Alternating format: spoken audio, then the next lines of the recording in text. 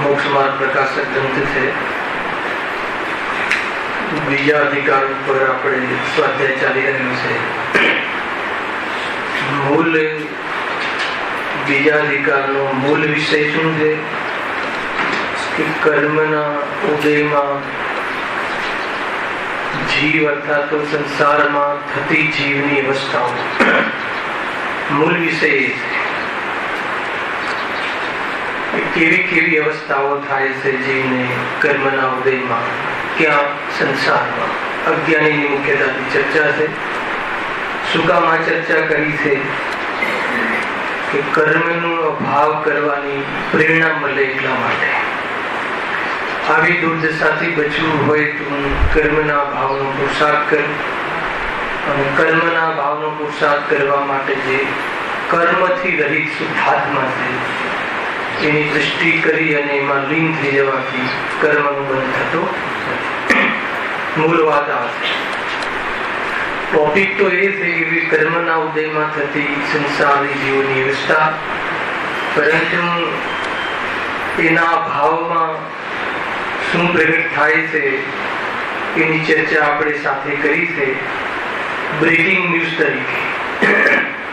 ખ્યાલ મૂળ વિષયને વચ્ચે ગૌણ કર્યો અને સાથે સાથે એક મૂળ જે કેવી એના ભાવમાં કેવી રીતે વિતરાગતા પ્રગટ થાય છે, મિથ્યાત્વનો જેને નાશ કર્યો છે એવા જ્ઞાની ધર્માત્માઓ બીજી ચોકડી કશાયના ભાવમાં કેવા પ્રકારની અવસ્થા થાય છે અને કેવી રીતે વિતરાગતાને પ્રાપ્ત કરે છે એની ચર્ચા આપણે પ્રતિમાઓના માધ્યમથી કરી રહ્યા છીએ। બાકી વિષય તો એ છે કે ચાર ચોકડીના ઉદયમાં જીવ જે સંયુક્ત રૂપી ગુણ છે આત્માનો, એક જે સંયમ રૂપી ગુણ છે આત્માનો, सकल संयम यथाख्यात चारित्र एवा जे सुख रिलेटेड जे आत्मानी संपत्ति है प्रजा है कसायने लईने जीव आ प्रजाने उत्पन्न करतो નથી ને દુખી થાય છે। પરંતુ જેને કશાય આત્માનો સ્વભાવ નથી એવી દૃષ્ટિપૂર્વક એના ભાવ કરવા માટે કમર કસી છે એવા જ્ઞાની ધર્માત્મા ગ્રસ્ત જીવનમાં પણ કેવી રીતે કશાયોને અભાવ કરવાનો પુરુષાર્થ કરે છે એની ચર્ચા છે। એમાં શ્રાવક જીવનમાં પણ કયા સ્તરની વિતરાગતા, કેટલા હદની વિતરાગતા અર્થાત તો સુખ સંભવે છે એ આપણને અહીંયા જ્ઞાન થાય છે। એમાં 11મી પ્રતિમાની ચર્ચા આપણે લાસ્ટ સ્વાધ્યાયમાં કરી હતી। થોડીક સામાન્ય ટોપિક લઈને આગળની ચર્ચા આપણે કરીશું।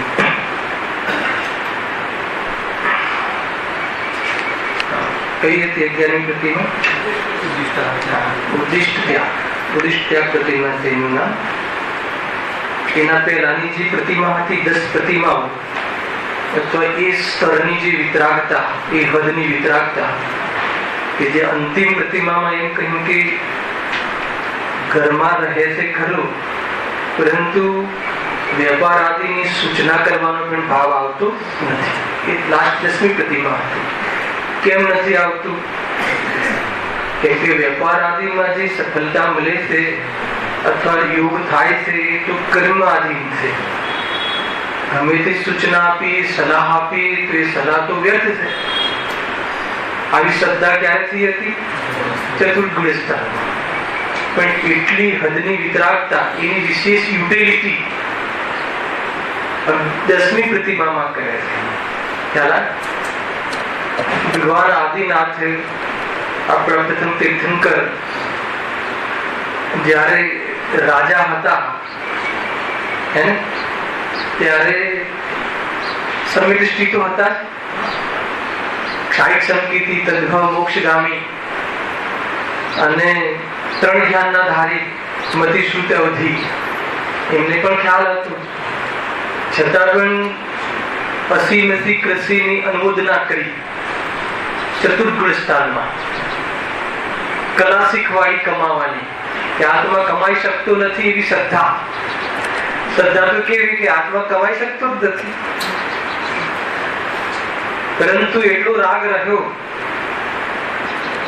કર્મભૂમિ ની શરૂઆત થઈ, ભૂભૂમિ નો અસ્ત થયો, ત્યારે કર્મભૂમિમાં જે બહારની આજીવિકા આદિ કેવી રીતે મેળવવી એની અનુમોદના કરી. આત્મા વેપાર કરી શકતું નથી એવી એમને ખબર નહીં હોય. અરે બાકી શ્રદ્ધા માના પેટથી લઈને આવ્યા હતા, પૂર્વભાવથી શ્રદ્ધા તો આવી, છતાં પણ રાગ રહ્યો. તો એ ભૂમિકા નીચલી ભૂમિકા છે, એનાથી આ ઊંચી ભૂમિકા છે. 10મી ભૂમિકામાં બીજા પંચમ ગુણ સ્થાનના અંતર્ગત બીજી ચોકડી કશાયના ભાવમાં 10મી પ્રતિમા ગાય એટલી વિતરાગતા થઈ જાય છે કે ઘરમાં રહીને પણ દીકરા દીકરીઓને વેપાર આદિ કરવાનો ભાવ, સૂચના, સલાહ આપવાનો ભાવ આવતો નથી. એના પછી આ પ્રતિમા થાય છે. જ્યારે આટલા હદની વિતરાગતા થઈ જાય છે, તો હવે જ્યારે એમાં વિશેષ આસક્તિ તૂટે છે, તો હવે ઘરમાં રહેવાનો ભાવ છૂટી જાય. સાંભળજો, 11મી પ્રતિમામાં ભાઈ પૂછ્યું પ્રશ્ન. 11મી પ્રતિમા અર્થાત તો હવે એને ઘરમાં બનેલું ભોજન, પોતાના માટે બનેલું ભોજન અને પોતાના માટે બનેલા આવાસનો ઉપયોગ કરવાનો ભાવ આવતો નથી. પછી ક્યાં રહે છે? ગુરુના, નિર્ગ્રંથ ગુરુઓના મુનિ સંઘમાં, એમના શરણમાં રહે છે. સમજો. અને મૂળ વાત એ છે કે તમને એવું લાગતું હશે કે આ ક્રિયાઓની ઓરથી કેમ બતાવવામાં આવે છે. થોડીક એની ચર્ચા કરીએ 2 મિનિટ. આમ બી આપણને 10 મિનિટનું બોનસ મળ્યું છે. ખ્યાલ? શાના માટે ક્રિયાઓની ઓરથી બી ઘર છોડી દીધું હોય, ઘરમાં રહેવા આવે, મુનિ સંઘોમાં રહે છે, ક્રિયાની ઓરથી બતાવ્યું. તો જે વિતરાગતા છે પરમાર્થ છે, આત્માનો મૂળ સ્વભાવ છે, અને એ પરમાર્થને બતાવવા માટે વ્યવહારની જરૂર છે. વ્યવહાર વગર પરમાર્થ બતાવી શકાતો નથી. એનું એક ઉદાહરણ પછી આપણે આગળ વધીએ. જેમ કે કોઈ પીછી કમંડલ લઈને મુનિરાજ ઉભા છે કાંતિભાઈ, તો આપણે શું કહીએ છીએ કે વિતરાગી છે. અને કોઈ શાસ્ત્ર અભ્યાસી હશે તો શું કહે છે શૈલેષભાઈ કે મિથ્યાત્વને 3 ચોકડી કિશાયના ભાવપૂર્વક વ્યક્ત વિતરાગતા છે. ક્યાં દેખી તમે વિતરાગતા? કયા કલરની હતી વિતરાગતા? ક્યાં જોઈ वितरागता? मेरे ख्याल में आ रहा है। मुझे ये बताना है कि व्यवहार ने परमात्मा का प्रतिपादन है। 11वीं प्रतिमा में मैं इस प्रकार से निरूपण कर रहा था कि वह जीव को, वह ग्रस्त जीव को यह घर छोड़ने का भाव आया, अभी मुनिराजों के संगों में रहा, तो हमने आपको लगता होगा कि आप तो क्रिया क्रिया बताते हैं, ख्याल आवे कि नहीं? तो उसके लिए मैंने उदाहरण रखा कि भाई जो वितरागता है वो तो परमात्मा है, आत्मा का स्वभाव है। उस वितरागता को बताने के लिए क्या करें, तो इसके लिए उदाहरण रखा कि जैसे मुनिराज है, नग्न दिगंबर, पीछी कमंडल धारी, अभी क्या कहेंगे बच्चों को या अपन कैसे समझेंगे? वितरागी है, सुखी है, इनको राग नहीं है। ख्याल आया से सूझो ने कहूं वितरागता दिखी क्या आपको? कौन से कलर की थी, कहां से दिखी? ख्याल आवे थे कि नहीं? प्रश्न मारो तो नग्नता જોઈ, સંયોગમાં ઘર આદિ કુટુંબ આદિ ન જોઈ અને એમ ખ્યાલમાં કર્યું, જોયું તો બહારનો વ્યવહાર, બહારનો વેશ, ડ્રેસ કે નગ્ન શરીર, એનો અર્થ એમ થયો કે એમને વસ્ત્ર આદિનો રાગ છૂટી ગયો છે. જોયું શું? બાહ્ય ક્રિયા, અને નક્કી શું કર્યું? પરમાર્થ. સમજમાં આવ્યું કે નહીં? પણ કોઈ જીવ માત્ર વ્યવહારને જ અંગીકાર કરે, समझे? पर कोई जीव नग्न होके पीछे का मंडल ले ले, बाहर का व्यवहार का ही पक्ष करे, तो वो मिथ्या दृष्टि है। समझ में? कोई जीव नग्न થઈ જાય અને પીછી કમંડળ કઈનું ભાઈ હું વિતરાગી, તો એમ નથી। जिसे हृदय जिसे परिणाम में वितरागता हो, तीन चौकड़ी कषाय के अभाव वाली, तो परिणति बाहर के वेश में यही होगा। ખ્યાલ માર એટલે આ બધું વ્યવહાર થઈ ગયો, બહારમાં નગ્ન શરીર કોઈ આત્માનું સ્વરૂપ નથી, પણ જેને અંદરમાં વિતરાગતા હોય એને બહારમાં ઉનેલું શરીર। એટલા માટે આ શું થઈ ગયું રાજેશભાઈ? ઉદાહરણ, આપણને ઉદાહરણ બી આવાજ આવડે છે રાકેશ, ચાલે છે 11મી પ્રીતિમાં। એટલા માટે એમ કહ્યું કે ભાઈ એને એ જીવે, ગ્રસ્ત જીવે 11મી પ્રીતિમામાં હવે ઘરમાં રહીને, અર્થાત તો એ પોતાના માટે બનાવેલા ભોજનનો અને પોતાના માટે બનાવેલા આવાસનો ઉપયોગ કરવાના પરિણામ ન રહ્યા। કહ્યું શું કે આવાસ અને ભોજનનો પરિણામ અને ક્રિયા ન રહી, પણ સમજવાનું શું કે ઈદના રાગ તૂટ ગયા, આટલી વિતરાગતા ત્રિવ્યક્તિ। ખ્યાલ આવે છે? બહુ શાંતિથી લેશું, ખ્યાલમાં આવવું જોઈએ। તો એ પ્રમાણે એમને વિતરાગતા વધી છે। હવે આ થઈ ગઈ જે પંચમ ગુણ સ્થાન વર્તી શ્રાવક, કે શ્રાવક જીવને મેક્સિમમ વિતરાગતા કેટલી આવી શકે? તો કે આટલી જ આવી શકે। 11મા પ્રકારની જે પ્રતિમા કહી એનાથી વિશેષ નહીં। ખ્યાલ આવે?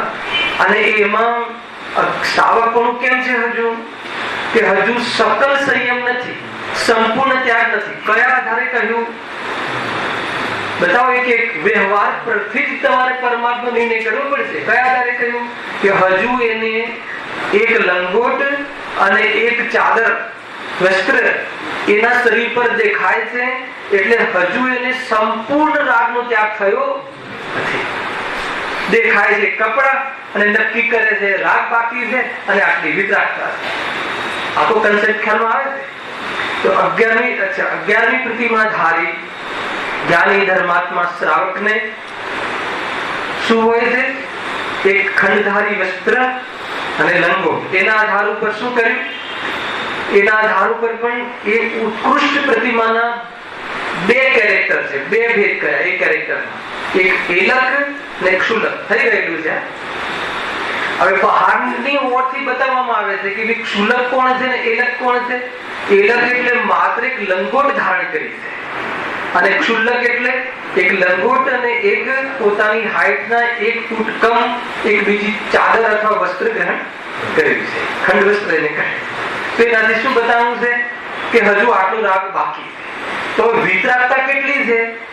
તો એમાં એ બતાવ્યું કે આગળની જે 10 પ્રતિમાઓ છે એની અપેક્ષા પ્રપોર્શનેટ, જે 1 થી 10 પ્રતિમાઓ છે એની અપેક્ષા 11મી પ્રતિમામાં વિતરાગતા ઘણી છે। ઘણી છે ને આપણે કઈ રીતે બતાવી દઈએ અશોકભાઈ? ઘણી છે એટલે જલ્દી જલ્દી શુદ્ધોપયોગ થાય છે।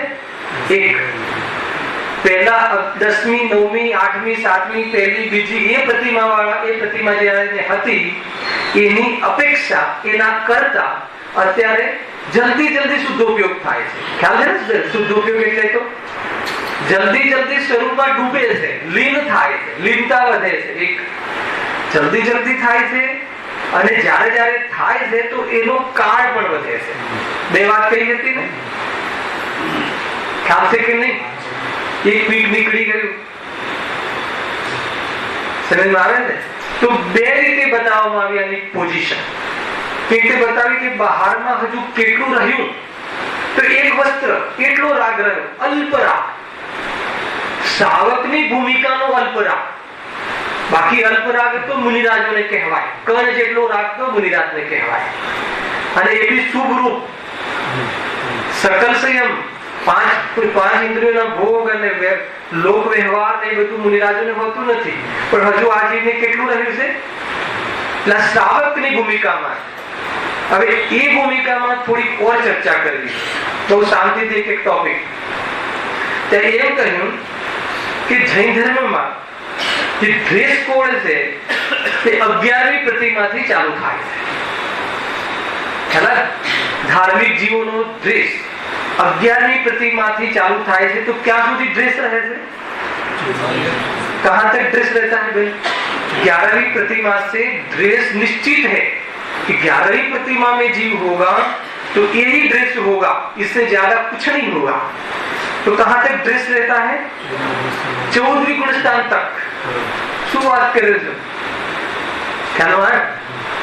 તો અહીંયા એક વસ્ત્ર, પછી મુનિ દશા, તો નગ્ન વેશ. નગ્ન પણ વેશ છે, એક આત્માનું સ્વરૂપ નથી, ડ્રેસ છે. ડ્રેસ એટલે ખ્યાલ આવે ને? ડ્રેસ એટલે છૂટે, બધી વાત લઈ લેવી. ડ્રેસ છૂટે, છોડવાનો છે. નગ્ન શરીર પણ आत्मा इतनी पाकट अवस्था, इतनी पकी हुई अवस्था, 3 चौकड़ी कृषाय के अभाव वाली वितरागता, इनके बाहर का ड्रेस, इस शरीर ड्रेस कैसा है? नग्न. तो नग्न ड्रेस ख्याल आ रहा है. तो 14 गुण स्थान સુધી રહે છે. તો આ ડ્રેસ કો હવે સાંભળો. હવે એના નીચે 11મી પ્રતિમાથી નીચે કોઈ ડ્રેસ નિશ્ચિત નથી. સમજમાં આવે છે કે માની લો કે સુટેડ બુટેડ હોય તો પણ સમય દૃષ્ટિ હોઈ શકે. શરત એટલી છે, સાંભળી લો, શરત એટલી છે કે એવો ડ્રેસ જરૂર હશે કે જે શુદ્ધ હશે અને બીજાના આકર્ષણનું કારણ નહીં બને, વિકારનું કારણ નહીં બને. એવા ડ્રેસ આત્માર્થીઓને અને સમ્યક દૃષ્ટિ જીવને 11મી પ્રતિમા પહેલા એવા ડ્રેસ, ચાહે માતા બહેન હોય કે ચાહે પુરુષ હોય, એવા ડ્રેસ હોતા નથી. સમજો શું કેવું થાય છે? મારે બહુ ઊંચી વાત છે હે ને. પર્યુષણ પર્વમાં 10 લક્ષણ પર્વતાની દૂર ચર્ચા કરી હતી. તો એવા ડ્રેસ ના હોય કે જેને આકર્ષણનો વિષય બને. આપણે નાની બેબીઓ આવતી હતી ને, નાની દીકરીઓ આવતી હતી, તો માતા પિતા તો બરાબર ડ્રેસ કરીને આવે, પણ એમને અડધા કપડા પહેર્યા. તો મેં પૂરા પ્રવચનમાં કહ્યું હતું કે આ માતા પિતાની જ વાસના છે. પોતે તેઓ ડ્રેસ પહેરી ના શકે, સંસારનું બંધન છે મતલબ ઘરનું, તો દીકરીઓ ઉપર એનો શોખ પૂરો કરે. એનો શું થાય ખબર છે? એનું મિનિંગ શું થાય આગે ભાઈ? કે મારી દીકરીને કોઈ દેખે, એનો ખ્યાલ આવે છે? કેટલી ગંદી નજરથી લોકો જોતા હશે. તો એ ઠીક નથી. મંદિરમાં એવા કોઈ વિશેષ તાકધાક વાળા, કલરિંગ, કલરફુલ, કે જેનું પ્રતિમાથી દ્રષ્ટિ હટી અને એ વસ્ત્ર પર જાય, એવા ઘરેણા છમ છમ છમ છમ હે ને, મતલબ અવાજ વાળા ને આ ને તે ને, તો કોઈ પ્રતિમાજીના દર્શન કરતો હોય, ખ્યાલ ઘણી બધી વાતો છે. ચરણાયુક્ત તો લેવું છે ને જોડે જોડે. ઘણા લોકો બહુ સારી ભક્તિ કે પૂજા જોરદાર આવડતી હોય તો જોર જોરથી બોલે. ગુરુદેવના શાસનમાં એક આપણે કેવી સમૂહ પૂજન હોય ને, ત્યારે એક સમૂહ પૂજનના જોરથી બોલવાની છૂટ છે. બાકી જે અલગથી પૂજા કરે એને મનમાં કરવી જોઈએ. આચરણ એટલો વિચારવું જોઈએ કે બીજા વ્યક્તિનો ઉપયોગ આપણા નિમિત્તથી બગડવો ના જોઈએ. ઘણી બધી વાતો છે ભાઈ. શણગારીને શું કામ આવવું જોઈએ? બીજા જોવે એના માટે. ખરેખર શું કામ શણગારવાનું હોય છે ખબર? જ્યારે કોઈ મહિલા અથવા કોઈ માતા બહેન એના પતિનો વિયોગ થાય છે, ત્યારે સફેદ વસ્ત્ર પહેરવાનો નિયમ કેમ છે ખબર છે? કોઈ ખ્યાલ છે? કોઈ નહીં. જેના માટે શણગાર કરવાનો હતો એ સ્વામી ન રહ્યા, એટલે કોના માટે શણગારવું? એ કન્સેપ્ટ છે. પોતાના પતિ માટે શણગારવાનું હોય છે. અને અત્યારે બીજા માટે અને કેવું લાગે બારમાં આપણે આવા ગમે ગવાર લાગીએ તો. સામાથી વાત નીકળ્યા. 11મી પ્રતિમાથી નીચેના ડ્રેસ કોડનું શું સ્વરૂપ છે? તમને એમ લાગતું હશે બધી વાતો કેમ લો છો? તો આ બધી વાતોથી જીવના પરિણામ સાથે સંબંધ. હું બતાવું છું બહારની ક્રિયા, પણ એની સાથે જીવની રહેલી અંદરની વાસના અને અંદરના પરિણામ સાથે રિલેશન છે, નિમિત્ત નૈમિત્તિક. આવે કે નહીં? બતાવું કઈ રીતે? બહારની ચેષ્ટાથી જીવના પરિણામનો નિર્ણય થાય. ખ્યાલ આવે કે બહારની તમારી ચેષ્ટા જોઈને ખ્યાલ આવે કે ભાઈ અંદરમાં આના કઈ જુદો રામ રમે છે. તો એટલા માટે આ બધી વાત ચાલે, બતાવવું પડે બહારથી. આ ના પહેરો તે ના પહેરો તો કોઈને એમ લાગે કે આ ભાઈ કેમ આ ના પહેરો તે ના પહેરો. અરે એના પહેરવા પાછળનો હેતુ શું છે એ નક્કી કર. એના પાછળ પહેરવાનો ઉદ્દેશ શું છે એ નક્કી કર. ખ્યાલ આવે છે? અત્યારે હવે તો આપણે વિધવા થઈ ગયા તો કેવું લાગે, ચાંદલો કરાવો, શણગાર કરાવો. અરે ભાઈ, એ જીવને પૂછો તો ખરા કે એ જેના માટે શણગાર એની સસ્તી હતી એનો સ્વામી ન રહ્યો તો હવે કેવી રીતે શણગારનો ભાવ આવે? ખ્યાલ આવે કે એ કન્સેપ્ટ કદી વિચારે તો ધનેશભાઈ આ કન્સેપ્ટ. અચ્છા, આરિકા માતા સફેદ વસ્ત્ર પહેરે કેમ? બંનેમાં બહુ અંતર છે. પેલાને સ્વામીનો વિયોગ છે અને આને સ્વામી મળી ગયો છે. કોણ મળી ગયું છે? કોણ સ્વામી? શુદ્ધાત્મા. એનો સ્વામી મળી ગયો છે. મૂળ ત્રિકાલ સ્વામી, ખરેખરો સ્વામી. કે ઉપયોગ એટલો જ વ્યસ્ત રહે છે કે બહારમાં શણગારવાનો ભાવ અને ઉપયોગ નથી રહેતો. શું કન્સેપ્ટ છે? ખ્યાલ આવે છે કે નહીં? અને એ જ એમનું ગહેનું છે. ઉદાસીનતા, સાદગી, વિતરાગતા એ એનું ગહેનું છે. તો એ ગહેનાથી એ સજે છે પોતાને. ખ્યાલમાં આવે છે રાકેશભાઈ? એટલા માટે આલિકા માતાને જે સફેદ વસ્ત્ર પહેરવાનું એ અર્થ છે કે સફેદ વસ્ત્ર એટલે સાદગી. સમયને એમાં કોઈ ચોઈસ ના કરવાની હોય, એક જ હોય. પાછી લઈને વીંટી લીધી, 8 મીટરની સાડી હોય, બીજા કપડા જ ના હોય, એક જ વસ્ત્ર, પૂરું વસ્ત્ર, પૂરું શરીર ઢંકાય, એક ખૂણો પણ ખુલ્લું ના રહે. ખ્યાલ? જો ગુરુદેવ નું જુઓ, એમ ચરણાવ્યું તો જુઓ એમનો. કોઈ માતા બેન તો જલ્દી પેલા નજીક આવે નહીં અને કોઈ રૂમમાં આવવાનું કહે અને પેલા બંડી પહેરીને કે ઓલું સામાન્ય ખરે ખુલ્લા વાંચતા તો ઉભારો પૂરા પેક થઈ જાય. ખાલી સ્ત્રીઓ માટે જ નહીં. સમજમાં આવે છે કે નહીં? તમને તો ખ્યાલ છે રાજેશભાઈ? આ બધી અમે તો સાંભળેલું કહીએ છીએ, તમે તો જોયું પણ નથી. બરાબર જીતુભાઈ? એકદમ પેક થઈ જાય. શું કામ? અન્નચીર્ણની. જ્યારે વ્યક્તિ બોલે તો એ જે આત્મા નામનો શબ્દ કહે, કેમ કે આ શિષ્ય બીજું ગુરુદેવ શું કહેવા, તો એ વખતે એ વ્યક્તિને વિચલિત ન રહે અને બીજે ધ્યાન ન જાય, એમાં ધ્યાન રહે. એટલા માટે આવે છે કે નહીં? કેટલી મોટી વાત છે. માંડ 15 મિનિટ મંદિરમાં આવે અને એનો ઉપયોગ બીજે ખેંચાઈ જાય તો પછી રહ્યો કેટલો? ભગવાનને જોવાનો સમય ના રહ્યો તો પછી આ ભગવાન માટે વિચારવાનો સમય રહ્યો જ નહીં. બસ આવ્યા અને આ પહેરી તું, ઓલા આ પહેરી તું, એને આ નતું પહેર્યું, એને આવું હતું, તેને તેવું હતું. અહીંયા આવીને ભગવાન ન જોયું. અહીંયા આવીને પણ જે ભગવાન જેનાથી રહિત છે એને નોકર મને જોઈને ગયો. નોકર જ છે ને શરીર આથી તો રસિકભાઈ, બરાબર? જે જોવાનું હતું એ ન જોયું. શું કન્સેપ્ટ? એટલે 11મી પ્રતિમા પછી તો લિમિટેડ, આનાથી વધારે નહીં. સમજો? અને એનાથી નીચે કોઈ એ વાત નથી કે આવો કોઈ ડ્રેસ હોવો જ જોઈએ, ચાહે બ્રહ્મચારી હોય તો પણ. પરંતુ એના કપડા, એની સાદગી આ રીતની હોવી જોઈએ. ખ્યાલ આવે ભાઈ? રાકેશભાઈ બહુ થઈ ગયા. તમને એવું લાગતું હતું કે પછી જીવન જીવવાનું પછી રંગ શું આવે, તો કે સંસારનો રંગ મટાડવો છે, એ તો વાત છે. અહીંયા તો એ સભા ચાલે છે.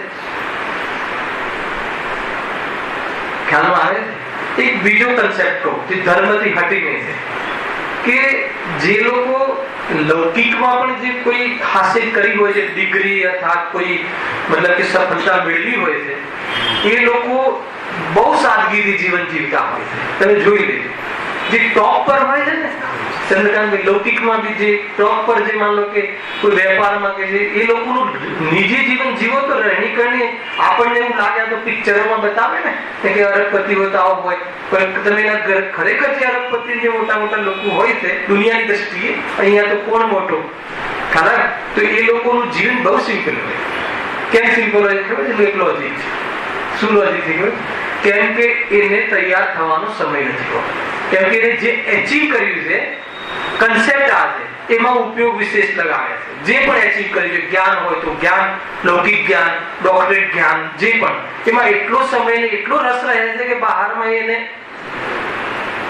સેમ વસ્તુ અહીંયા લગાવવાની છે. આત્મામાં એટલી મતલબ એમાં રૂપા રમવાની તારાગીરી એમાં હોય છે કે બહારમાં જેટલું ઉચિત છે એને એટલું બહારમાં કરે, બાકી બધું છોડી. ચાલો આ બધી કેવી રીતે કશાયને મર્યાદા બતાવવું, કઈ રીતે ક્રિયાઓથી બતાવવું પડે છે. ખ્યાલમાં કેમ બતાવવું પડે ક્રિયાઓથી? કેમ કે અંદરમાં પરિણામ ન હોય તો ક્રિયા ન જ હોય.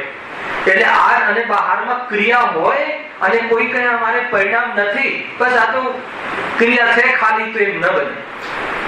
બહારમાં ક્રિયા હોય એ ટાઈપની, જે ટાઈપની, તો એમાં પરિણામ હોય. એટલે ક્રિયાની ઓળથી ઉપદેશ આપવામાં આવે છે કે ભાઈ આ ન કરતી.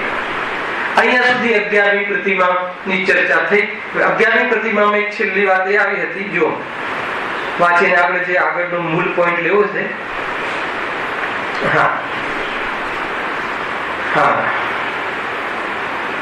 હજુ એક સ્ત્રીઓ માટે પણ અહીંયા લખ્યું છે. મહિલાઓ પેલામાં શું બે ભેદ કર્યા? ક્ષુલ્લક ને એલક, બરાબર છે, પુરુષ વર્ગમાં. અને મહિલાઓમાં કેમ કે સ્ત્રીઓને પણ આ લેવલ સુધીની જે વિતરાગતા છે પ્રગટ થઈ શકે છે. આના પછી સ્ત્રી પર્યાય રહીને વિશેષ વિતરાગતા થાય એવું સંભવતું નથી. અને પુરુષ વર્ગ જે છે એની પર્યાયની યુગતા છે કે આનાથી આગળ મુનિ દશા, અર્યંશ દશા અને સિદ્ધ દશાનો પોશાક કરી શકે છે. પાર્સાલિટી કહેવાય કે ના કહેવાય? બહેનોને એવું થતું હશે કે અન્ય અમારી સાથે અન્યાય કર્યો છે. કોણે અન્યાય કર્યો? સબી ભગવાને, ગુરુદેવે. કોને અન્યાય કર્યો? અન્યાય કોને કર્યો? સ્વયમે, પોતાની સાથે, પોતાની સ્ત્રી માનીને. સમજમાં આવે ને? તો પોતાને આત્મા માને, જે ઘડીથી એના પછી પોતાને સ્ત્રી રૂપ અનુભવ ના કરે અને એના પછી કોઈ ભવે સ્ત્રી ન થાય. શું સ્વરૂપ છે? શું કહ્યું? બહેનો માટે શુભ સમાચાર. ખ્યાલ આવે કે નહીં?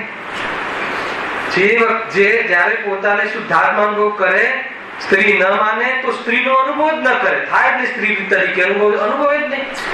અને સ્ત્રી તરીકે પોતાનો અનુભવ ન કરે તો એના પછી જે બી 5-15 ભવ રહ્યા હોય એમાં ક્યારે સ્ત્રી પર્યાયમાં, નારી પર્યાયમાં એનો જન્મ ન થાય. એનો અર્થ ખબર છે? એનો અર્થ એ થઈ ગયો કે જે સિદ્ધસ્થાને પ્રાપ્ત થાય છે એના પહેલા પૂર્વ નર મનુષ્ય પર્યાય હોય છે, તો એ પર્યાયને પ્રાપ્ત થશે. બાહ્ય યોગ્યતા અંદરમાં તો આત્મા તો છે જ. આવે છે આખી વાત.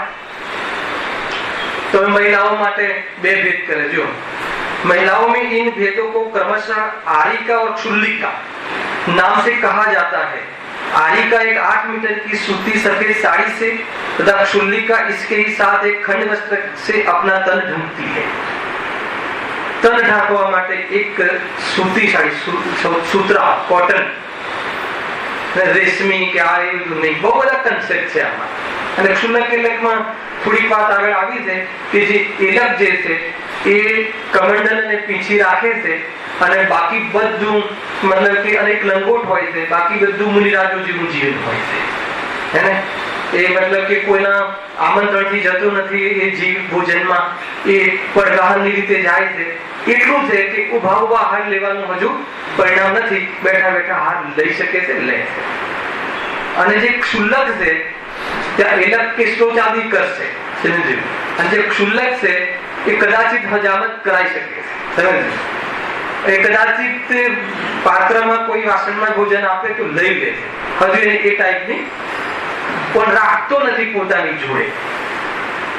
એટલું સ્વરૂપ આવ્યું. આ તો જે બહારનો ડ્રેસ બનવું છે કે નહીં, ભગવાન બનવું છે તો ભગવાન બનવામાં આ બધા સ્ટેશન આવે છે.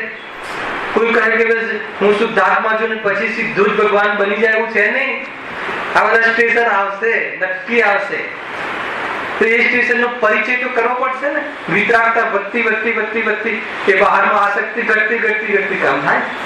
હવે મૂળ વાત એ રીતે મહિલામાં આરિકા અને ક્ષુલ્લિકા એવા બે ભેદ કર્યા, ત્યાં ક્ષુલ્લક અને એલક એમ બે ભેદ કર્યા.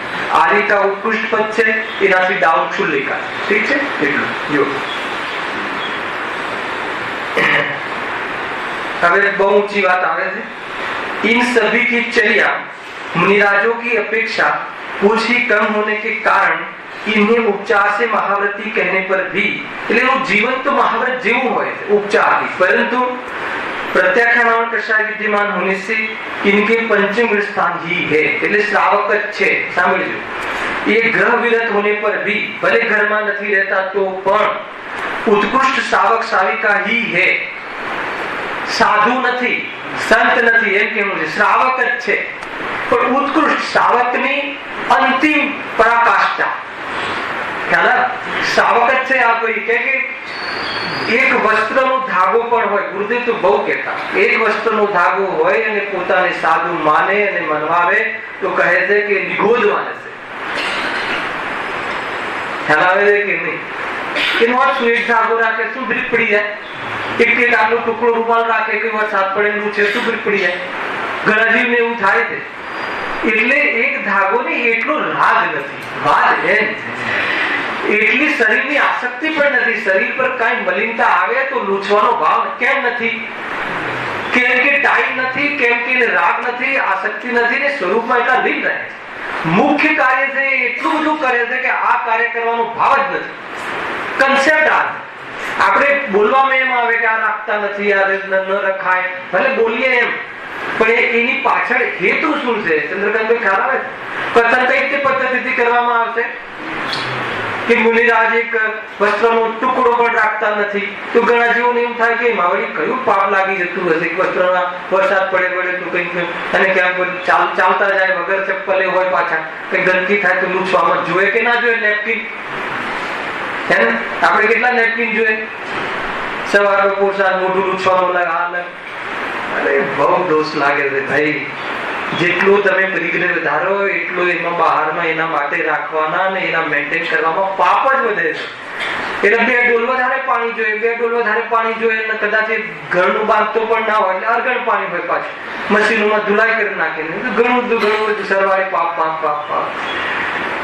ચરણા જે ખુલે ને આમ કોઈને એવું લાગતું આ બધું હેડેક છે, તો કે તને ધર્મ સમજવા નથી આવતું, તને જીવોની કિંમત નથી, તો તને શુદ્ધાત્માની વાત ઓગે ગમે, વાદે વાદે।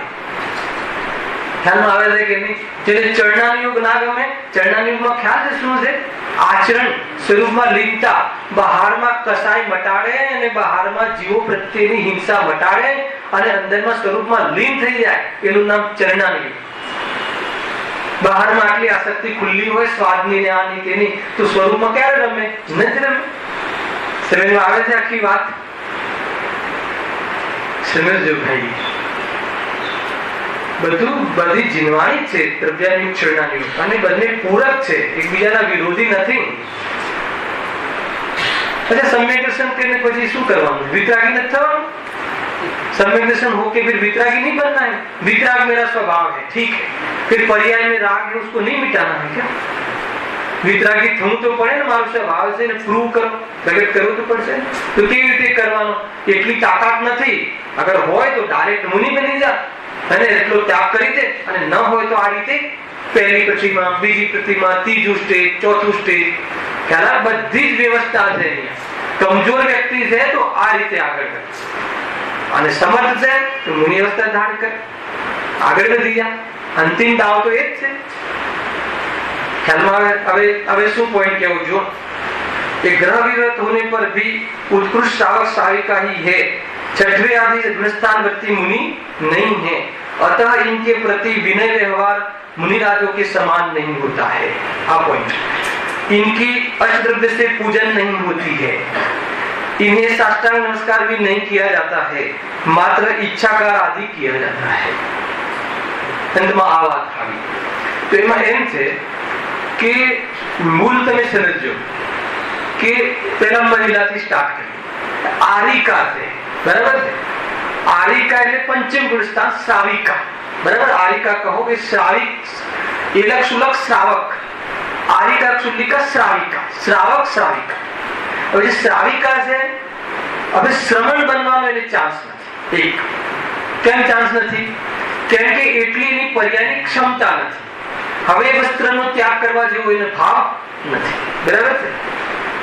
તો જેના પછી જે પંચ પરમિષ્ટિ આવે, અરિહંત, સિદ્ધ, આચાર્ય, ઉપાધ્યાય, સાધ્વી જે પદ છે એ બધા પુરુષ વર્ગ છે. એટલે પંચ આના પછી જો સાધુ જ ન થઈ શકે તો સાધુ થયા પછી જે અરિહંત આદિ તીર્થંકર આદિ થવાની વાત છે એ તો બહુ દૂર રહે. ખ્યાલ આવે કે નહીં? એટલે કોઈ જીવ એમ માનતું હોય કે ભગવાન મલ્લીનાથ સ્ત્રી પર્યાયમાં છે તો રોંગ છે. કેમ કે પંચમ ગુણ સ્થાનથી આગળ એ વધી શકતો જ નથી. એ જીવ વધી શકે પણ ક્યારે? જ્યારે એ બીજા ભવે દેવમાં જાય ને પછી પાછો મનુષ્યમાં પુરુષ તરીકે અવતરે ને પછી થાય, પણ એ પર્યાય રહેતા આગળ જતો નથી. લોકો માને છે ને મલ્લીનાથ તો સ્ત્રી પર્યાય બધું ગપ છે. ઘણા આરિકા પદવાળા જીવો પોતાના સ્વરૂપનો ખ્યાલ ન હોવાના કારણે એ પોતાને પંચ પરમિષ્ટિ રૂપ ગુરુ ભગવંત માને છે. તો કે રોંગ છે, બહુ દોષ લાગે. ખ્યાલ આવે કે નહીં? અહીંયા આરિકા માતા અહીંયા પંચ પરમિષ્ટિમાં બોલો, અરિહંત, સિદ્ધ, આચાર્ય, ઉપાધ્યાય, સાધુ. આરિકા આવે એમાં તો પંચ પરમિષ્ટિમાં ક્યાંથી આવે? તો પંચ પરમિષ્ટિમાં આવતા નથી. હવે અહેમ વાત એ છે ભાઈ કે જે મોક્ષ માર્ગી જે છે, મોક્ષ માર્ગી નથી કહેવાતા શ્રાવકપણા સુધી. બહુ ડેન્જરસ વાત છે. શાસ્ત્રનો આધાર આપો. 325 નંબરનું પામકા મોક્ષ આપણા. થોડીક ચર્ચા કરીએ, બહુ સારી વાત છે. નવમો અધિકાર.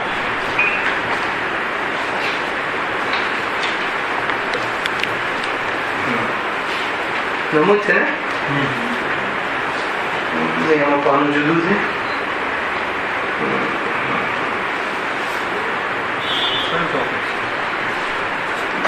અસંયમ સમ્યક દૃષ્ટિ વાળું છે. મોક્ષ માર્ગ મારામાં 319 છે. નવી બુક છે 319 છે, જૂનીમાં 325 છે. 319 વાળી પ્રશ્ન છે અસંયમ સમ્યક દૃષ્ટિની તો ચારિત્ર નથી તો તેને મોક્ષ માર્ગ થયો છે કે નથી થયો? પ્રશ્ન મળ્યો? બરાબર છે. હવે આ વાત આના કનેક્ટેડ છે. આ વાતથી ઘણી બધી આપણે આગમથી ચાલીશું બરાબર પ્રમાણથી. બરાબર છે. હવે એમ કહ્યું કે મોક્ષની પ્રાપ્તિ કરવી છે કે કાંતિભાઈ? પાકી વાત છે ને? તો મોક્ષનું કારણ કયું? તો કે મોક્ષ માર્ગ. તો મોક્ષ માર્ગ કોને કહે? જે કારણ હોવાથી મોક્ષ થાય અને જેના ન હોવાથી ન જ થાય એવું કારણ મોક્ષ માર્ગ. તો મોક્ષ માર્ગ એને કહે છે કે રત્નત્રયની એકતા, સમ્યક દર્શન, સમ્યક જ્ઞાન અને સમ્યક ચારિત્રની એકતા. ત્રણેયની એકતા કોને હોય છે? તો કે મુનિરાજ. જો એના પહેલા એક લખ્યું છે, જો એના ઉપર લખ્યું છે કે તત્કાળ સૂત્રમાં પણ એમ જ કહ્યું છે સમ્યક દર્શન, જ્ઞાન, ચારિત્રાણી મોક્ષ માર્ગ. આ સૂત્રની ટીકામાં પણ કહ્યું છે કે અહીં મોક્ષ માર્ગ એવું એક વચન કહ્યું છે. તેનો અર્થ આ છે કે ત્રણે મળીને એક મોક્ષ માર્ગ છે, જુદા જુદા ત્રણ માર્ગ નથી. જો એના પહેલા તો પેજ નંબર 318 છે ને, એની જે છેલ્લી લીટીના ઉપરની લીટી હું વાંચું છું. એ પ્રમાણે એ કારણો કહ્યા. કયા કારણો કહ્યા? એ કયું કારણ? મોક્ષનું ગેરંટેડ કારણ મોક્ષ માર્ગ, મુનિ દશા, નિર્ગ્રંથ પણ. સમ્યક દર્શન પૂર્વક નિર્ગ્રંથ દશા આવે વાત જુદી, પણ એકલું સમ્યક દર્શન લઈ અને ચારિત્ર ગ્રહણ ન કરીને ઘરમાં રહે તો મોક્ષ ક્યારે ન થાય. તમે સમજો મૂળ વાત. હવે અહીંયાથી આપણી વાત ઉપડે છે. એ પ્રમાણે એ કારણો કહ્યા તેમાં અતિશય પૂર્વક નિયમથી મોક્ષનો સાધક જે સમ્યક દર્શન, જ્ઞાન, ચારિત્રનો ઐક્ય ભાવ તે મોક્ષ માર્ગ જાળવો. એ સમ્યક દર્શન, સમ્યક જ્ઞાન તથા સમ્યક ચારિત્રમાંથી એક પણ ન હોય, કોઈ એક પણ ન હોય તો મોક્ષ માર્ગ નથી. પણ મને તમે બતાવો કે કોઈ એક ના હોય એવું બને? પંડિત કોડરમલજી અહીંયા એમ લખે છે કે કોઈ એક પણ ના હોય, ને આગળ કહ્યું કે જ્યારે આત્મદ્રષ્ટિ થાય ત્યારે સમ્યક દર્શન, જ્ઞાન, ચારિત્ર ત્રણે પ્રગટ થઈ જાય. હવે આ બંનેનું મેચઅપ કઈ રીતે કરું? બે એક જ વ્યક્તિ બોલે છે, ખ્યાલમાં આવે છે? ગુરુદેવ કહે છે આત્મદર્શન થઈ જાય, સ્વદ્રવ્ય પરદ્રવ્યની ભિન્નતા ભાસે, સ્વદ્રવ્યની બુદ્ધિ થાય, એને અનંતાનુબંધી ક્રોધ માન માન લોભના અભાવમાં ચારિત્રનો અંશ પ્રગટ થાય છે, એટલે સમ્યક દર્શન થતા સમ્યક દર્શન, જ્ઞાન, ચારિત્ર ત્રણેય પ્રગટ એક સાથે થાય. અને અહીંયા એમ કહે છે કે ત્રણેયમાંથી કોઈ એક ના હોય, અથવા કોઈ એક પણ હોય, એક હોય આમાંથી એક માનવાવાળા પણ પડ્યા છે બહાદુર લોકો. આમાંથી એક માનવાવાળા પડ્યા છે, ખબર છે કોણ? સમ્યક ચારિત્ર માનવાવાળા પડ્યા. સમ્યક દર્શન નથી, ચાલશે. સમ્યક જ્ઞાન નથી, સમ્યક ચારિત્ર છે. કોને? જે વ્રતાદી, માત્ર ખાલી વ્રતાદી કરે છે ને, તો અમે તો આટલું બધું ચારિત્ર પાલન કરીએ છીએ, તો કે એ તો ચારિત્ર જ નથી. સમ્યક દર્શન ના હોય તો એ મિથ્યા ચારિત્ર છે, અને સમ્યક દર્શન હોય તો એ સડાક ચારિત્ર છે. ઘણી બધી વાતો છે. મારે એ દિશામાં નથી જવું, મારે બીજી દિશા ખોલવી છે. સમજે? હવે અહીંયા શું કહે છે કે સમ્યક દર્શન, જ્ઞાન ને ચારિત્ર ત્રણેયમાંથી કોઈ એક ના હોય. એટલે કોઈ એક ના હોય તો કયું ના હોય? તો અહીંયા કહે છે કે આજે જે ચર્ચાનો વિષય ચાલે છે ગ્રુપોમાં આપણા, કે સમ્યક દૃષ્ટિને ચારિત્ર નથી, તો અહીંયા એ જ કહ્યું કે સમ્યક દૃષ્ટિને જ્યારે સમ્યક દર્શન થાય છે જીવને, ત્યારે એને ખાલી સમ્યક દર્શન જ્ઞાન પ્રગટ થયું, પણ આંશિક ચારિત્ર પ્રગટ થયું છે. એને અમે અહીંયા ચારિત્ર કહેતા નથી. કે નામ શું આપ્યું? અસંયત સમ્યક દ્રષ્ટિ. નામ બી આપ્યું અસંયમી. અસંયમ એટલે કે જેને હજુ સંયમ નથી, પરંતુ અનંતાનુબંધી કષાયનો ભાવ થઈ ગયો છે, વાસના એટલે છાંટો બિંદુભર સ્વરૂપ આચરણ ચારિત્રનો અંશ પ્રગટ થયો છે, પરંતુ એને સંયમ અથવા ચારિત્ર કહી શકાય એવું ચારિત્ર નથી. સમજમાં આવે છે? તો એને લઈને પ્રશ્ન ઉત્પન્ન થયો. અસંયત સમ્યક દ્રષ્ટિની તો ચારિત્ર નથી, તો તેને મોક્ષ માર્ગ થયો છે કે નથી થયો? તો અહીંયા કહે છે કે નથી થયો. ઉપચારથી કહ્યો છે. એવા શબ્દો છે, બહુ કઠિન પડી જશે, પૂરું સાંભળી લો. 10 મિનિટ વધારે લઈશ તો વાંધો નહીં, પણ ઓપરેશન પૂરું, નહીં તો ગમે થઈ જાય. તો આવે છે કે નહીં? શું કહ્યું કે એને ચારિત્ર છે કે નહીં? તો કે કહી શકાય એવું ચારિત્ર નથી, એવી સ્થિરતા નથી. કેમ કે ભોગોમાં તો દેખાય છે. વાત ક્યાંથી આવી? શું કનેક્શન કર્યું છે મારે? કે પંચમ ગુણસ્થાન સુધી 11મી પ્રતિમાના તાવ પર પહોંચી જાય, વિતરાગતાનું એ લેવલ પહોંચી જાય, ત્યાં સુધી એને નમસ્કાર અથવા નમસ્તુ, વિનય, અષ્ટવિધિ પૂજા ત્યાં સુધી જૈન ધર્મમાં કહી નથી. કેમ નથી કહી? શું કારણ છે બતાવો. ખ્યાલ? કેમ કે સમ્યક દર્શન ચારે ગતિમાં થાય. સાંભળજો તર્ક. સમ્યક દ્રષ્ટિ એને અષ્ટવિધિ પૂજા નો વિનય કરવાનો કેમ નિષેધ કર્યો? તો એનું કારણ એ છે કે લોક સંગત નથી. કેમ લોક સંગત નથી? કેમ કે માનો કે સમ્યક દર્શન ચારે ગતિમાં થાય, બરાબર? હવે નરક ગતિમાં સમ્યક દ્રષ્ટિ કોઈ જીવ થઈ ગયો, બરાબર? થાય કે ના થાય? 7મી નરકમાં પણ સમ્યક દર્શન થાય. હવે તમે ત્યાં ગયા, હવે તો મારકાટ કરે છે. હવે એની પૂજા કોઈ કરે? બહારમાં મારકાટ કરતો જીવ દેખાય, એની પૂજા કેવી રીતે સંભવ છે? એટલે નારકીમાં તમે નરકમાંથી તમે પૂજા કરવા ગયા હતા, પાછા આવી ગયા. સમજમાં આવ્યો? હવે માનો કે તમે પહોંચો ત્રીજી ગતિમાં. હવે દેડકાને સમ્યક દર્શન થાય, સંગની પંચી જે દેડકો હોય સમ્યક દર્શન થાય. ગટરમાં પડ્યો હોય, પૂજા પૂજ્ય છે સમ્યક દ્રષ્ટિથી. ખ્યાલ? હવે આગળ બે તો ગયા, કોણ આવ્યું? દેવગતિ. દેવગતિમાં દેવો, સમ્યક દ્રષ્ટિ દેવો ઘણા છે, પણ ભોગ વિલાસમાં પડ્યા. કેવી રીતે પૂજા કરવી, કેવી રીતે પૂજ્ય? લોક સંગત નથી, સિદ્ધ નહીં થાય, દોષ આવી જશે. હવે મનુષ્ય ગતિમાં મહારાજ જેવું કોઈ જીવ લઈ લો, સામાન્ય માની લો, હે ને? ભાવના તો ભાજો કમસે કમ, સમ્યક દર્શન થઈ ગઈ, માનો. ઠીક છે. હવે અહીંયા તો હું પ્રવચન કરું છું, ત્યાં તો તમને બહુ બરાબર લાગશે કે બરાબર છે, પણ તમે મારી ઓફિસે આવજો, અને ત્યાં હું બરાબર કોઈની સાથે પેમેન્ટ કેમ નથી આપતો ને આમ છે તેમ છે, આપવું જ પડશે. હા, ઝઘડતો હોવ, હવે તમે અમારી પૂજા કરી શકશો? સમજમાં આવે છે કે લોક સંગત પણ નથી. એક તો મૂળ વાત એ કે હજુ એ અસંયમી જીવ છે. ભરત ચક્રવર્તી 96,000 રાણીની વચ્ચે વિલાસ કરતો હોય એ જીવ, કેવી રીતે તમે એની પૂજા કરશો? કેવી રીતે સંભળાવશો? એટલે એક માપ બાંધ્યું કે ચતુર્ગુણ સ્થાન વ્યક્તિ અને પંચમગુણ સ્થાન વ્યક્તિ સુધીનો યથાયોગ્ય વિનય તો હોય છે, પરંતુ પૂજ્યતા એવી પ્રગટ જ થઈ પવિત્રતા, કેમ કે પેલો ચોથા ગુણ સ્થાને તો અસંયમી છે અને પાંચમા ગુણ સ્થાને એક દેશ સંયમ છે. આખું લોજિક તમે સમજજો. આ દોષ આવી છે. હવે એને જુદી રીતે આપણે આને બીજી રીતે કન્સેપ્ટ વિચારીએ કે પૂજા શું કામ કરવી છે. બતાવો શરીર શું કામ નમવું છે. એક તો એનામાં પૂજ્યતા હોવી જોઈએ. આપણે આ લીધેલું છે પહેલા અધિકારમાં, અર્યંત આદિથી પ્રયોજન સિદ્ધિની અર્યંત આદિની પૂજ્યતા છે કે કેમ પૂજ્ય છે તો વિતરાગતા છે. બરાબર છે. તો શું કામ પૂજવું પડે, પહેલા પૂજ્યતા શું છે એ વિચારો અને શું કામ પૂજવું પડે બે કન્સેપ્ટ વિચાર કરો, બધું જ ક્લિયર થઈ જશે. બહુ જ મધ્યસ્થી થઈને આત્માથી થઈને આ વાત સાંભળવા જેવી છે, નિષ્પક્ષ રીતે સાંભળવા જેવી છે. જ્ઞાનીઓએ કહેલી વાત છે, શાસ્ત્રમાં કહેલી વાત છે. બરાબર છે.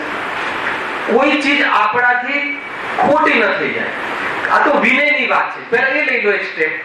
એક છે વિવેક, એક છે વિનય. વિવેક કોને કહેવાય ને વિનય કોને કહેવાય ખબર છે? તમે વિવેક અને વિનય બંને કરો છો તો મને બતાવો કે વિવેક કોને કહેવાય ને વિનય કોને કરો છો કે નહીં? વિવેક અને વિનય. વિવેક જ્ઞાનની પર્યાય છે. વિવેક એટલે શું?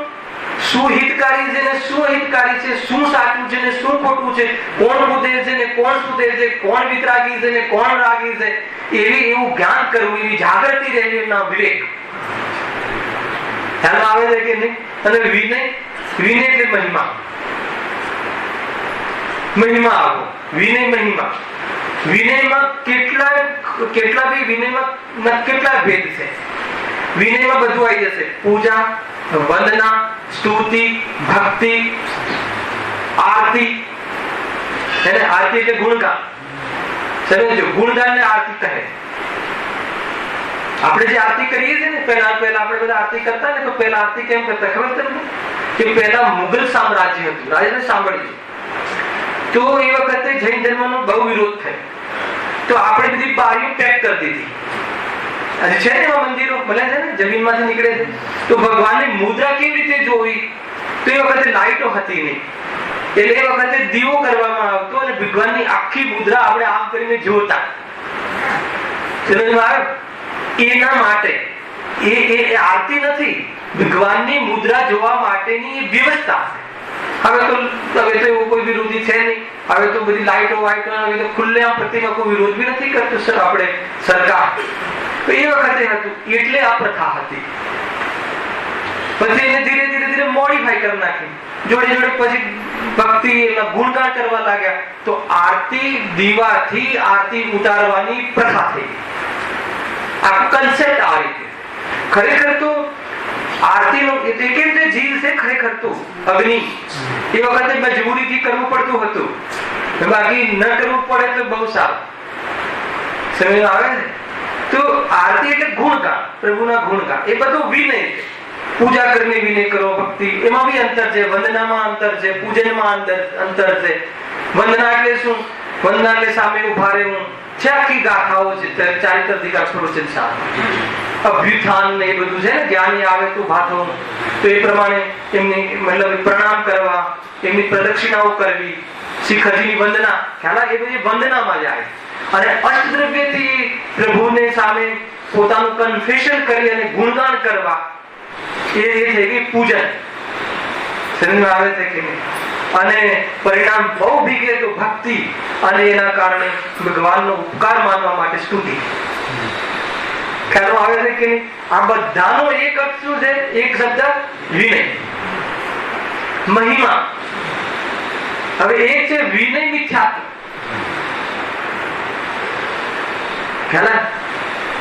વિનય વિતરાગીઓનો થાય. કુદેવ અને રાગીઓનો કોઈ વિનય કરે, બાજુમાં પેલા પદ્માવતી લગાયો હોય ને પેલા લગાયો હોય એનો વિનય, અરે એ તો દેવગતિના મિથ્યા દ્રષ્ટિ દેવ છે. ખ્યાલ આવે કે નહીં? એનો વિનય ન થાય તો કહે છે વિનય નામનું મિથ્યાત્વ. કોઈ ભવે ન છૂટે આ ભાવ રાખતા એવી જાતિનું મિથ્યાત્વ છે. કેમ ખબર છે? કેમ કે જેની પાસે શીખવાનું છે જેનું સ્વરૂપ જોઈ અને પોતાનું સ્વરૂપ જોવાનું છે એ જ ભૂલી ગયો, ખ્યાલ આવ્યો? એટલે એના ગાઈડ જ ખોટા. સમજમાં આવ્યો? તો એ થઈ ગયું અવિનય, અર્થાત તો એ થઈ ગઈ વિનય મિથ્યા. હવે જેટલા જ્ઞાનીઓ છે જે ચતુર્ગુણ સ્થાન વૃત્તિ, પંચમગુણ સ્થાન વૃત્તિ, ત્યાં જે વિનયનું સ્વરૂપ એવું છે યથા યોગ્ય વિનય કરે. તો ત્યાં વિનયની વાત શું આવી? વાત ક્યાંથી આપણે ક્યાંથી લેવાના હતા કે એ જે ચતુર્ગુણ અને પંચમગુણ સ્થાન વૃત્તિ જીવો છે તો એ તો ગ્રસ્ત જીવનમાં છે, તો કેવી રીતે વિનય સંભવ છે? હા, હવે આપણે વાત હતી પૂજ્ય. પહેલા તો એમાં પૂજ્યપણું શું છે અને શું કામ પૂજવું જોઈએ, બે વાત બરાબર ધ્યાન રાખજો. તો પૂજ્યપણું તો એ કહેવાય કે જે સાક્ષાત મોક્ષનું કારણ હોય, અર્થાત તો સાક્ષાત મોક્ષ હોય. બે જ વસ્તુની પૂજા થાય છે. રત્નત્રયની પ્રચુરતા હોય કે જે તાત્કાલિક મોક્ષનું કારણ છે. અને તમે સમ્યક દર્શન લઈ લો અને તમે આગળ ના વધો તો મોક્ષ નહીં થાય. પણ મોક્ષની પૂર્વ માત્ર મુનિ દશા હોય છે. એટલા માટે આ કહ્યું કે મોક્ષ માર્ગ મોક્ષનું કારણ છે. સમ્યક દ્રષ્ટિ મોક્ષ માર્ગનો પ્રારંભ થયો છે, મોક્ષ માર્ગમાં પ્રવર્તન નથી. સમજો? મોક્ષ માર્ગમાં પ્રવર્તન મુનિરાજની મુખ્યતાથી કહ્યું. એ વાત સાચી છે કે એમને પણ આંશિક શુદ્ધિ અને ટેસ્ટ કરે છે આત્માનો, પણ મુનિરાજ પણ એમને પાછું બીજું બી અનુભવ કરે છે ને. કસાયનો અનુભવ કરે છે, કસાયનું પણ વેદન છે, દુઃખી પણ છે, પણ મુનિરાજ એવું બધું કાંઈ હોતું નથી. એમાં કોઈ લાંછન નથી. છે કોઈ લાંછન? કોઈ વેપાર નહીં, કોઈ ઝઘડા નહીં, ઉત્તમ ક્ષમા, ઉત્તમ માર્ગ, ઉત્તમ આર્જવ, બધા ઉત્કૃષ્ટ ગુણો. કોઈ ના કહી શકે કે આમાં કોઈ ખોટ છે. એવો વ્યક્તિ, એવી પર્સનાલિટી, એવું કેરેક્ટર સીધું મોક્ષનું કારણ, સાક્ષાત મોક્ષ થાય. એટલે પૂજ્ય છે. મોક્ષ માર્ગી કે જે મોક્ષનું કારણ છે, અથવા જે મોક્ષનું ફલ પ્રાપ્ત થઈ ગયા છે અજન્સિત, અથવા પંચ પરમેશ્વરી પૂજ્ય. હવે પૂજ્ય એટલે એનામાં વિતરાગતા. પૂજ્ય વસ્તુ શું છે કે પવિત્રતા, જે સુખનું કારણ, લાભવાળી ચીજો, એ પૂજ્યતા. હવે શું કામ પૂજવું છે? સાંભળજો આની સાથે મૂળ વાત. શું કામ પૂજવું છે રાજેશભાઈ? ભગવાનને પૂજવા પાછળનો શું ઉદ્દેશ છે? કેમ કે આ અનુસરણ કરવા યોગ્ય છે. આવું અનુસરણ કરી અને પછી આનું અનુસરણ કરીને જ મોક્ષ મળે છે એવું માનવું, એનું નામ પૂજવું. આપણે શું સમજીએ છીએ? બે હાથ લઈ અને કસરત કરવી, એનું નામ પૂજવું એવું નથી. પૂજવાનો શું છે કે એનો મહિમા, એમાં એ સંબંધી આપણને પ્રસન્નતા થવી. કેમ કે આ જ સાચી વાત છે. ભલે મારાથી નથી થયું, ભલે મારાથી નથી થતું, ભલે અત્યારે મારો પુરુષાર્થ નથી, પણ માર્ગ આ જ છે અને આ માર્ગે જ મારે ચાલવું છે. હવે માની લો કે જે એ માર્ગમાં નથી, ભલે સમ્યક દ્રષ્ટિ છે પણ ઘરમાં વેપાર આદિ ધૂમધામ કરે છે, તો અને તમે એમાં એને આદર્શ બનાવો. આદર્શ સિદ્ધ ભગવાન છે, સમજજો. માત્ર આદર્શ કોણ છે? સિદ્ધ ભગવાન. અંતિમ તો હવે તમે એને આદર્શ બનાવો તો એ તો બધું કામ કરે છે, ભોગાદેવી કરે છે. કોઈ એવો વ્યક્તિ છે કે 8 વર્ષે સમ્યક દર્શન થઈ ગયું અને 18 વર્ષે લગ્ન કરવાના ભાવ આવ્યા, તો ચોરીમાં દેખાશે. હવે તમે કઈ રીતે પૂજા કરશો? બતાવો. બને કે ના બને? આદિનાથ ભગવાન જયારે ગ્રસ્ત અવસ્થામાં હતા એમને લગ્ન કર્યા, તો એ અવસ્થા પૂજ્ય. અસંયમી અવસ્થા પૂજ્ય નથી. કેમ પૂજ્ય નથી? કેમ કે એ અસંયમ રહેતા મોક્ષ થતો નથી. અને મારે બી અસંયમ છોડવો છે, એને બી અસંયમ છોડવાનો છે. જે વસ્તુ છોડવાની છે એ વસ્તુ કેવી રીતે અનુસરવા યોગ્ય હોય, એટલા માટે એ પૂજ્ય. કન્સેપ્ટ આ છે. સમજ આવે છે કે નહીં? વાત ખબર પડે છે કે નહીં? શૈલેષભાઈ, આપણે એમ સમજીએ છીએ કે બસ આપણે તો મોટા વ્યક્તિઓ છે, નમી લેવું. એમ નથી. બરાબર ખબર હોવી જોઈએ. નમવા પાછળનો શું અર્થ થાય કાંતિભાઈ? નમવા ક્યાંય બી માથું નમાવતા પહેલા વિચાર કરવો કે નમવાનો અર્થ એ થાય કે આ મને માન્ય છે, તમારી જે દશા છે એ, અને સુખરૂપ છે ને મારે એ માર્ગે જવું છે, એટલો અર્થ નીકળે. હવે તમે નમો અને એ કુગુરુ હોય તો શું તમે અનુમોદના કરી? આવી ગયું ને કે ભાઈ આનાથી કામ થશે તો રોંગ છે. ચલો માની લો કે કોઈ મિથ્યા દ્રષ્ટિ નથી, સમ્યક દ્રષ્ટિ છે, પણ અસંયમી છે. અસંયમી છે એ અસંયમ રહેતા કાર્ય થતું. એટલા માટે અહીંયા ખાસ વાત એ કરી છે કે ભાઈ જે પૂજ્યતા જે છે એ લખ્યું ને ચોખ્ખું, આ બધા મૂળ ગ્રંથોમાંથી લખેલી ચીજો છે. એમાં એમ લખ્યું કે પંચમ પુરુષાર્થ સુધી તો નમોસ્તુ બોલવાનો પણ વ્યવહાર, નમવાનો વ્યવહાર તો છોડી દો, અષ્ટાંગ નમસ્કાર નો તો વ્યવહાર જ નથી. કેમ કે નમસ્કાર કરવા પાછળનો શું અર્થ છે? કેમ કે આ પૂજ્ય બનવું છે. અને એક ગુરુદેવ તો કે એક વસ્ત્રનો ધાગો હોય તો મુનિ ના ગણાય, અને પછી આપણે એમને મુનિ તરીકે પૂજીએ. કોઈ બી મતલબ કે કોઈ બહારમાં જે છે ને બધા ફોન રાખે ને આ રાખે ને તે રાખે, બહારમાં લિંગ નગ્ન હે ને, જીતુભાઈ તમને તો આ બધું તમે આ ફિલ્ડમાં જ નથી, અમને તો ભટકાય છે ને. એક વાર એવું બન્યું કે ખબર નહીં કીધું કે નહીં, મેં શિખરજીમાં જવાનું થયું. ત્યાં અમે મૂળ દિગંબર થી આવીએ છીએ એટલે ઓળખાણ તો બધી હોય. તો આરિકા માતા મળ્યા એક, તો એકબીજાની ખબર અંતર પૂછ્યા કેમ છે, શું છે, આ છે તે છે. દિવાળીનો દિવસ હતો. સહજ ભાવે મને પૂછવાનો ભાવ આવી ગયો, કાંતિભાઈ તમને ખ્યાલ આવી ગયો હશે. તો મને સહજ પૂછવાનો ભાવ આવ્યો કે માતાજી દર્શન કરી આવ્યા મંદિરમાં?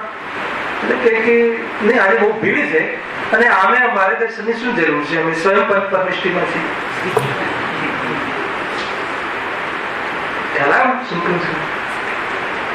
ગજબ છે. પછી એ વખતે મેં કહ્યું, જો વાત નીકળે અને છુપાવીએ તો એ અથાત નથી.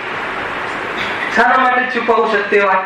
તો પછી મેં કહ્યું કે માતાજી પંચ પરમેષ્ઠીના નામમાં અર્યંત સિદ્ધ, બહુ ભદ્ર ભાવે, બહુ સજ્જનતાથી, બહુ હાથ જોડીને એટલે નમસ્કાર નમસ્કાર નહીં સમજતા, ઉલટું ઉલટું નહીં, વિનમ્રતાથી.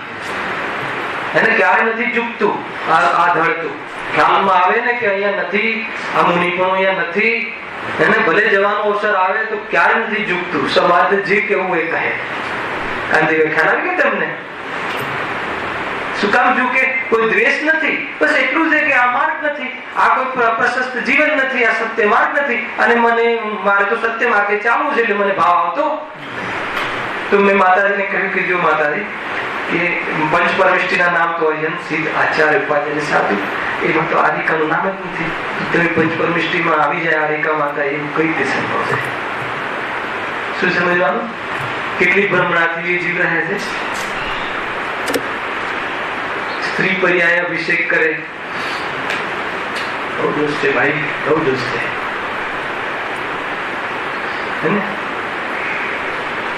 અભિષેક ની વાત કહી દઉં, થોડી કાવી છે. અભિષેક પર બી લોકો બહુ એગ્રેસિવ રહે છે. વધારે પડતું આઠમ ચૌદસ કઈ નિયમ લીધો હોય, ભગવાન નો અભિષેક કરવો, દોડી દોડીને આવે, થઈ ગયો હોય તો ફેર કરવાના. બહુ દોષ લાગે છે, ધ્યાન રાખજો ભાઈ. પ્રક્ષાલન એ વાસ્તવિકમાં કોઈ પૂજાનું સીધું અંગ નથી. એ તો એક ધાર્મિક ધર્મના ક્ષેત્રમાં થતી ક્રિયા છે. એટલે એના માધ્યમથી આપણે એક ધર્મ સમજવાની એક ચેષ્ટા કરીએ છીએ. બાકી સમોષણમાં બિરાજમાન ભગવાનનો અભિષેક થતો નથી. પહેલા તો અહીંયા પ્રતિમા બિરાજમાન કરવામાં આવી છે, એમાં સ્થાપના કરી છે. પ્રતિમા ધાતુની કે પાષાણની હોય છે, એટલે એને સફાઈના હાથે પ્રક્ષાલ કરવામાં આવે. એનો મિનિંગ એટલો જ છે. ખ્યાલ આવી ગયો? હવે એ મિનિંગ ને આપણે કેવી રીતે ભેદ જ્ઞાનનો વિષય બનાવવો, એ આપણા હાથની વાત છે. કેવી રીતે કહીશું નહીં એક વાર કે કોઈ પણ ધર્મ ક્ષેત્રની ક્રિયા ભેદ જ્ઞાનમાં નિમિત્ત બનવી જોઈએ. આ નિયમ. હવે થાય છે પ્રક્ષાલ. પ્રક્ષાલથી શું થાય છે? ત્યાં પ્રતિમા ઉપર ચોટેલી રજકણ, ધૂળ, મલિનતા દૂર કરવા. તો એ મલિનતા યાદ આવે, મલિનતા દૂર કરવા એમ યાદ આવે એટલે આપણે શું વિચારવાનું કે આપણામાં પડેલો મોહ રાખીશું મલિનતા નિર્મલ જલ દ્વારા. નિર્મલ જલ એટલે શું? નિર્વિકલ્પ દશા. એના દ્વારા આ મલિનતા દૂર કરવા જેવી છે એ યાદ આવવું જોઈએ. એનું નામ અભિષેક. આપણે તો શું નહીં ઉભો રે, હજુ અમારી પ્રદક્ષિણા થઈ છે, મેં નથી જોયું, બીજી ટોયલી નાખ, પછી પાછી તાલી વગાડ. આ છે નહીં સ્વરૂપ. બહુ દોષ લાગે છે. ખ્યાલ? જે તે પાંચ ભાઈઓ આવે કરી લે પ્રક્ષાલનની સામાન્ય વિધિ છે. પ્રતિમાને રોજ બીજી પ્રતિમાઓનું દરેકનું પ્રક્ષાલન ન થાય તો એને ભીના કપડાથી પૂછી નાખ્યું છે. સ્વચ્છતાનો અર્થ છે, પણ સ્વચ્છતા નામનો શબ્દ યાદ કરવામાં આવે તો આપણામાં સ્વચ્છતા કરવાની જે વાત યાદ આવવી જોઈએ. એનું નામ અભિષેક.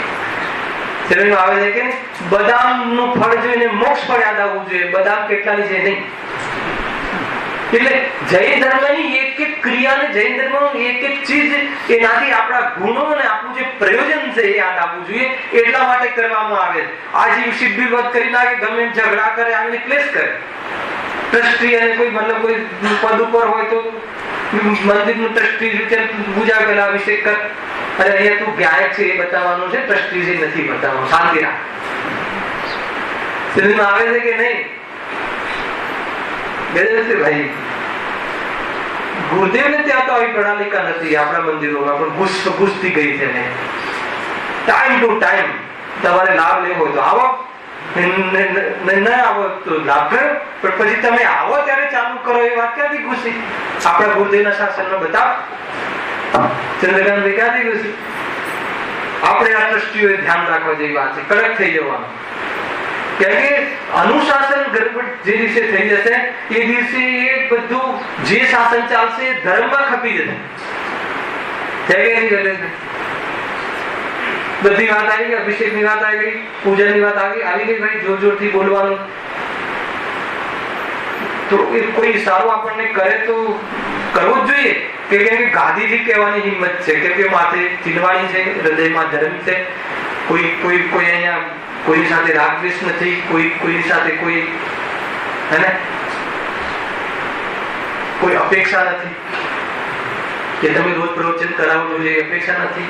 જેમ જેમ કટ થાય એમ સારું ઉપરથી સ્વરૂપમાં જવા માટે તો ઉપરથી આ બધી ઉપાધિઓ છે, એટલે બુલંદીથી કહી શકીએ છીએ કે આપણને એવી જાતિની કોઈ પ્રકારનું, એટલા એ જ વ્યક્તિ સ્પષ્ટ કહી શકે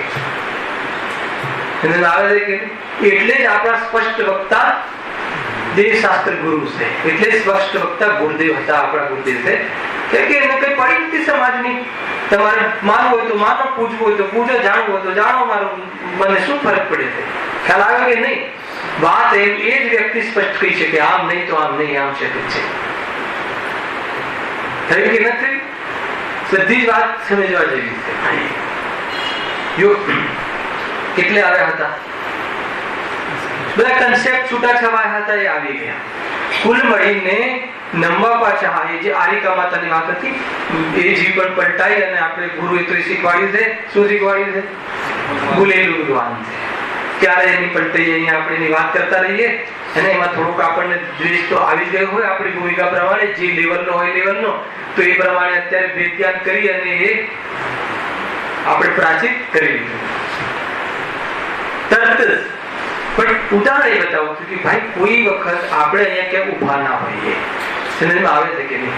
કુલ મળીને નમવાના ઝઘડા શાના માટે છે મને જ ખબર પડતી નથી. એને નમવાની જ ખબર નથી. નમવાનું અર્થ શું છે? નમવાનું એટલે કે પ્રભુ તારા જેવું મારે થવું છે, તો જેના જેવું થવું છે એ એવો હોવો જોઈએ કે એના જેવું થવું જોઈએ, એક તો જ એને પૂજાય, ને તો ના પૂજાય. સીધું ગણિત છે. તો કોના જેવું થવું જોઈએ? તો બે જ વ્યક્તિ, એક તો મોક્ષ જે પામી ગયા હોય અને મોક્ષનું સાક્ષાત્કાર હોય, મોક્ષ માર્ગ પંચ પરમેષ્ટિ, એ સિવાય કે પૂજ્યતાનો વ્યવહાર જેના ગમમાં કરવું નથી. સ્પષ્ટ છે. બાકી યથાયોગ્ય વિનય તો દરેક જીવનું આપણું શિક્ષા ગુરુ હોય, માતા પિતાને પણ આપણે યથાયોગ્ય ચરણ સ્પર્શ કરીએ છીએ. અર્થાત તો આપણા જે શિક્ષા ગુરુ હોય કે આપણે જે પણ આપણને એક સામાન્ય મારા જેવો વ્યક્તિ તમને શીખવાડી દે તો બી હું આવું તો 2 મિનિટ ભારીને જય જિનેન્દ્ર આપણે એકબીજાને કરતા હોય. જે યથાયોગ્ય જે વિનય હોય એમાં કોઈ નિષેધ નથી.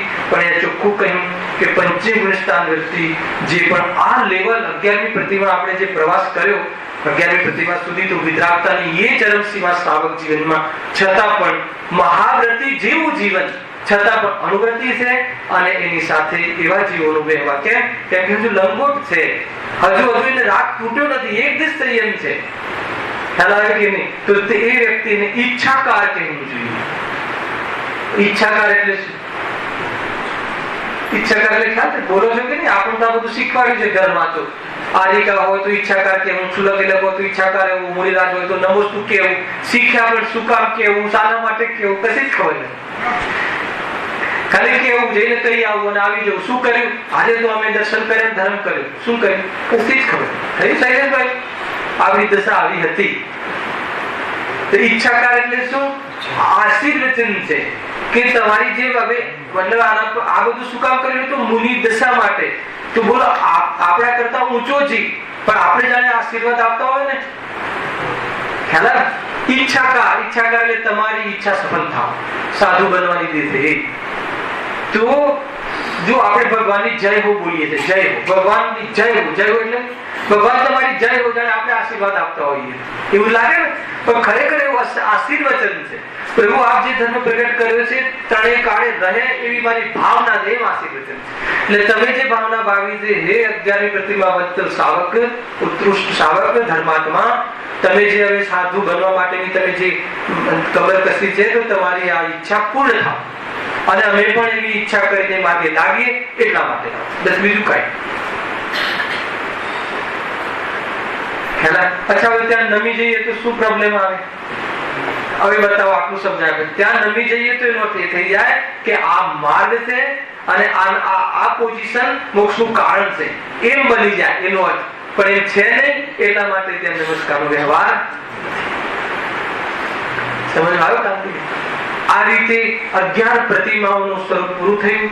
બીજી ચોકડીના ભાવમાં કેવી જાતિની કેટલા લેવલની વિતરાગતા પ્રગટ થાય છે એની આપણે ચર્ચા કરી.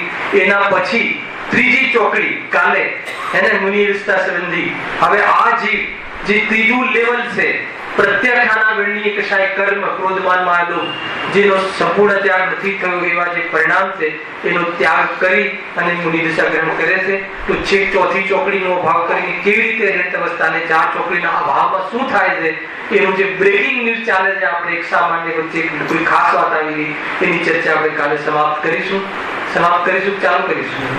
ચાલુ કરીને સમાપ્ત કરીશું. બરાબર છે? અને મૂળ વાત એ છે કે જે 4 ચોકડીના ઉદયમાં અહીંયા તો શું ભાંજગળ હતી એ વિશે પાછું આપણે પકડી લઈશું. અને એના પછી આગળ નો કશાય, જેને હાસ્ય આદિ કશાયથી શું કેવું જીવન વર્તે છે, આજે દુઃખી થાય છે એ ચર્ચા. દુઃખની ચર્ચા દુઃખ અભાવ માટે અને સુખની ચર્ચા સુખ મેળવવા માટે. એ બે તમે ખ્યાલમાં આવશે તો તમારો વિકલ્પ નહીં રહે કે તમે દુઃખની ચર્ચા કેમ કરો. કે દુઃખની ખબર તો પડવી જોઈએ ને, આ ભાવ કરવો છે તો. હવે દુઃખની જ ખબર ના હોય તો આ ભાવ શું કરશે? દુઃખને સુખ માનીને બેઠો છે આ જીવ, તો એ શું કામ ભાવ કરે? હાસ્યમાં કોઈ દુઃખ લાગે? એ બધું લેશું આપણે તો શું કામ? ઉપરથી હાસ્યમાં તો પ્રસન્ન રહેવા માટે માં તો ઉપરથી તબિયત સુધરી જાય છે, ક્લબો ચાલે છે, લાફિંગ ક્લબ. ખ્યાલ આવે કે ઘણી બધી ચર્ચા આપણે યોગ્ય સમય કરીશું. સહેજાનંદી